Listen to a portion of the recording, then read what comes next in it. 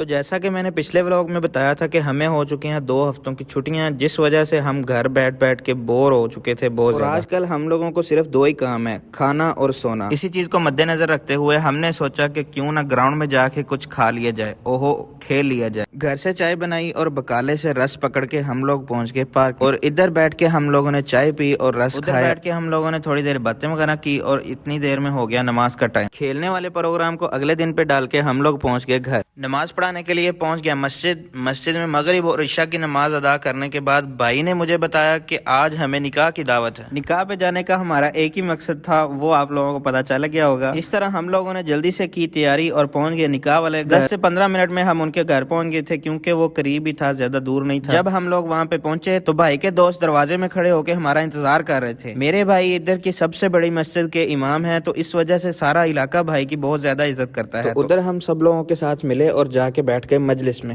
مجلس عربی زبان کا لفظ ہے اور مجلس کا مطلب اکٹھے ہو کر بیٹھنا ہے۔ اور اس طرح تھوڑی دیر انتظار کرنے کے بعد ہمیں پیش کیا گیا قہوہ اور کھجوریں۔